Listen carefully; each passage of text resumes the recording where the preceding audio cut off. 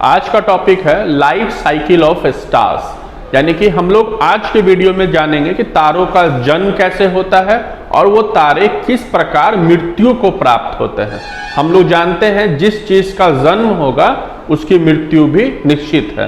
तो पहले हम लोग देखते हैं कि तारे आखिरकार बनते कैसे हैं और स्टार्स से संबंधित एग्जाम में किस प्रकार के प्रश्न पूछे जाते हैं।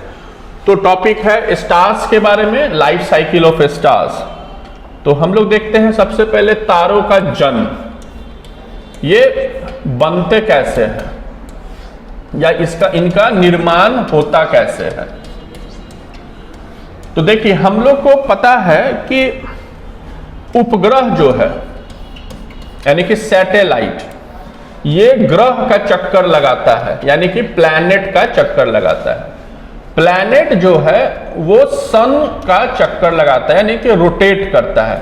अब ये सन भी जो है ये हमारे आकाश गंगा का चक्कर लगाता है। आकाश गंगा मतलब गैलेक्सी।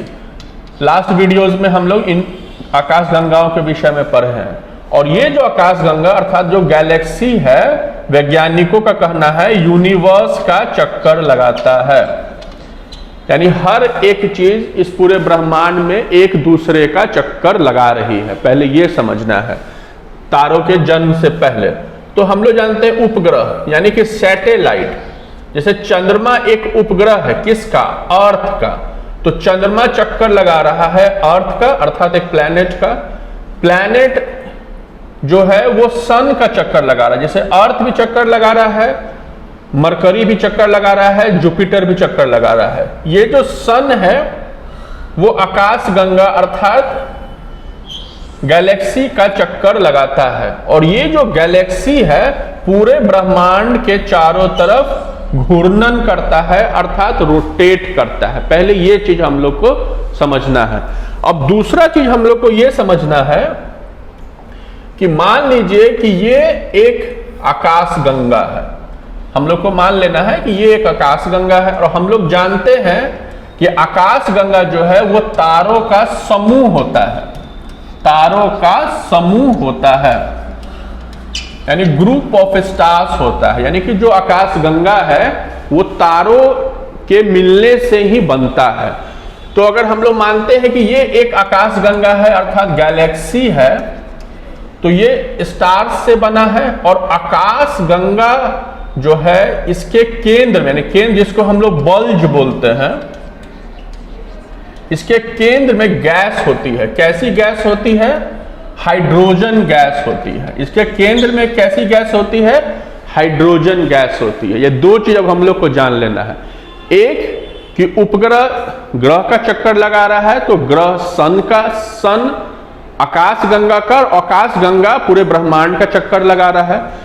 इसी रोटेशन के क्रम में हम लोग देखते हैं ये जो आकाश गंगा है इसके बल्जेस में यानी इसके केंद्र में हाइड्रोजन गैस है।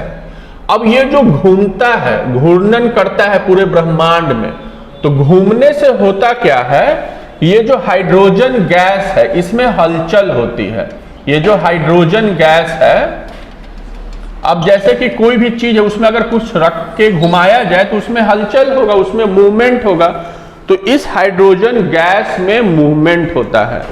अब इसमें बहुत सारा हाइड्रोजन गैस है, हाइड्रोजन गैस का मॉलिक्यूल्स है। तो जब होता क्या है कि इस रोटेशन में, रोटेशन के कारण एक हाइड्रोजन गैस जब दूसरे हाइड्रोजन गैस से मिलता है, ऐड होता है। इसको एक बेहतर तरीके से देखते हैं कि घूमने के कारण यानी घूर्णन के कारण, जिसका इंग्लिश होता है रोटेशन, रोटेशन के कारण आकाश गंगा के केंद्र में जो हाइड्रोजन है, हाइड्रोजन के मॉलिक्यूल्स हैं, तो रोटेशन के कारण एक हाइड्रोजन जब दूसरे हाइड्रोजन से मिलता है यानी जुड़ता है, प्लस होता है, तो हाइड्रोजन का रूप बदल जाता है और रूप बदल के वो हाइड्रोजन गैस हो जाता है हीलियम गैस। क्या हो जाता है? Helium gas. यानी कि दो हाइड्रोजन जब मिलता है तो एक हीलियम गैस बनता है।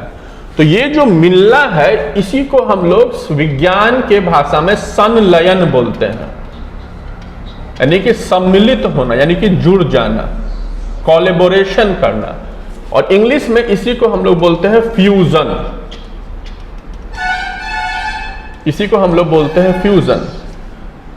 तो एक संलयन होता है हाइड्रोजन का, दो हाइड्रोजन का, तो एक हीलियम गैस बनती है। और इस संलयन के क्रम में क्या होता है कि ऊर्जा विमुक्त होती है, यानी कि ऊर्जा का विस्फोट होता है, यानी एनर्जी का विस्फोट होता है। इसी ऊर्जा को हम लोग लाइट भी बोल सकते हैं, एक चमक हम लोग बोल सकते हैं। और यही स्टार के निर्माण में कारक बनती है, यानी कि जो नाभिकीय संलयन होता है, नाभिकीय संलयन के प्रोसेस से स्टार का निर्माण होता है। तो हम लोग देखें कि दो हाइड्रोजन गैस रोटेशन के कारण संलयन की, यानी कि न्यूक्लियर फ्यूजन हुआ, और न्यूक्लियर फ्यूजन के कारण हीलियम गैस बनी। और इस गैस बनने के प्रोसेस में एनर्जी निकला, और इसी एनर्जी से स्टार का निर्माण हुआ। तो ये जब एग्जाम में पूछा जाएगा कि स्टार का निर्माण किस प्रक्रिया से होता है, तो आंसर होगा न्यूक्लियर फ्यूजन, अर्थात नाभिकीय संलयन। तो ये चीज हम लोग जान गए। तो अब जैसे परीक्षा के पॉइंट ऑफ व्यू से इसमें क्या क्या प्रश्न होगा। पहला तो होगा कि स्टार जो है उसका निर्माण किस प्रक्रिया से होता है, तो हम लोग को आंसर देना है न्यूक्लियर फ्यूजन। अब ये न्यूक्लियर फ्यूजन क्या है? न्यूक्लियर फ्यूजन होता है जब दो मॉलिक्यूल, मान लिया जाए कि हाइड्रोजन एक मॉलिक्यूल है और एक और हाइड्रोजन मिलता है, तो हीलियम एक अलग मॉलिक्यूल बनाया। यानी कि जब संलयन होता है तो इसको नाभिकीय संलयन कहते हैं, और संलयन से एक दूसरा मॉलिक्यूल बनता है, और जब संलयन हुआ तो इससे एक एनर्जी भी निकलती है, ये जानना है। अगर एग्जाम में पूछा जाएगा कि हाइड्रोजन बम के बारे में, हाइड्रोजन बम, तो ये नाभिकीय संलयन अर्थात न्यूक्लियर फ्यूजन के प्रोसेस पर ही आधारित है, ये देख लेना है। तो ये है स्टार के निर्माण की प्रक्रिया, अर्थात इसमें यह समझना है कि आकाश गंगा के केंद्र में गैसेज होती हैं। कैसी गैस होती है? तो हाइड्रोजन गैस होती है। जब आकाश गंगा घूर्णन करता है, यानी कि जब रोटेशन करता है, तो उस गैस में हलचल उत्पन्न होती है, और गैस के जो मॉलिक्यूल हैं आपस में जुड़ते हैं।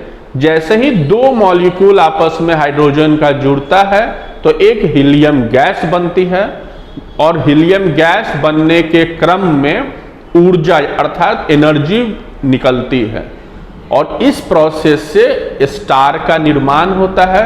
और इसी प्रोसेस में हम लोग देखेंगे कि स्टार में चमक भी होती है। हम लोग को ये जान लेना है कि सन जो है, सूरज जो है, वो भी एक स्टार है, और सूरज में भी न्यूक्लियर फ्यूजन के ही कारण हम लोग को प्रकाश मिलता है, ये ध्यान रखना है। अब सूरज चूंकि पृथ्वी से नजदीक है तो हम लोग को वो बड़ा दिखता है, और स्टार दूर है तो वो काफी छोटे दिखते हैं। तो हम लोगों ने यहाँ पे देखा कि स्टार जो है हाइड्रोजन गैस से बनता है, ये ध्यान रखना है। अर्थात जो हम लोग स्टार देख रहे हैं वो कुछ नहीं है, एक गैस है, हाइड्रोजन गैस है, और लगातार हाइड्रोजन गैस संलयन कर रही है, हीलियम गैस बना रही है, और इस क्रम में जो प्रकाश निकलता है जिसके कारण हम लोग स्टार को आकाश में नीला देखते हैं। ये स्टार से संबंधित प्रश्न हो सकते हैं एग्जाम में। तो आपको यदि पूछा जाए कि स्टार जो है वो किस गैस से बनता है, तो आंसर होगा हाइड्रोजन गैस। दूसरा कि जो भी स्टार में जितना अधिक चमक होगा वो उतना ही अधिक यंग स्टार कहलाएगा। यदि हम लोग आकाश में देखते हैं और कुछ स्टार दूसरे स्टार की तुलना में ज्यादा यदि चमक वाला होता है, तो हम लोग को ये मानना है कि वो निकट भविष्य में ही बना, निकट भूतकाल में ही बना हुआ स्टार है। तो अगर एग्जाम में पूछा जाए कि चमक यदि ज्यादा है, चमक यदि ज्यादा है, इसका मतलब है कि वो स्टार जो है नवीन स्टार है, न्यू स्टार है।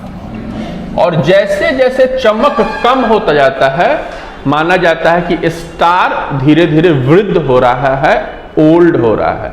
तो ये एक पूरा प्रोसेस है स्टार के निर्माण का।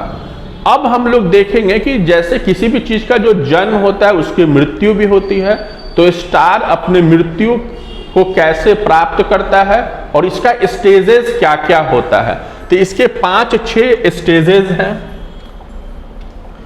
स्टार का जो लाइफ साइकिल है, स्टार का जो लाइफ साइकिल है, जब इसका एक बार जन्म हो गया और इसकी जब मृत्यु होगी तो इसके बीच में कुछ स्टेज आएंगे। तो स्टेज 1 आता है। स्टेज 1 में स्टार को हम लोग रेड जाइंट कहते हैं। अगर आपसे प्रश्न किया जाए कि स्टार का जो पहला अवस्था है उसे क्या कहते हैं, तो आंसर होगा रेड जाइंट, जिसे हिंदी में रक्त दानव कहते हैं। ये हम लोग बाद में फिर एक एक करके देखेंगे कि होता क्या है। स्टार का जो दूसरा स्टेज होगा, स्टार का जो दूसरा स्टेज होता है उसे हम लोग बोलते हैं सुपरनोवा एक्सप्लोजन। सुपरनोवा एक्सप्लोजन ये स्टार का सेकंड स्टेज है। स्टार का थर्ड स्टेज होता है सुपरनोवा एक्सप्लोजन के बाद एक स्टेज होता है व्हाइट ड्वार्फ।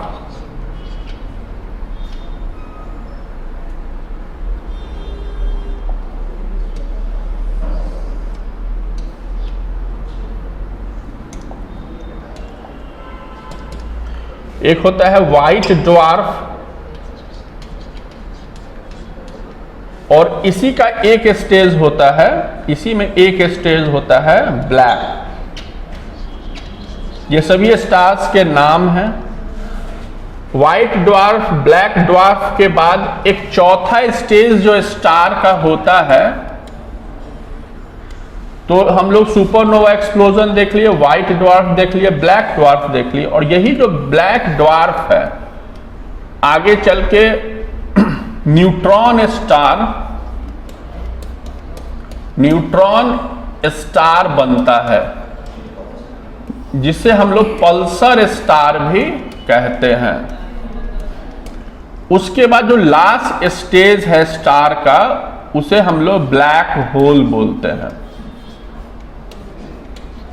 और ब्लैक होल घटना के बाद स्टार की डेथ हो जाती है। किसी भी स्टार की डेथ ब्लैक होल घटना के बाद होती है।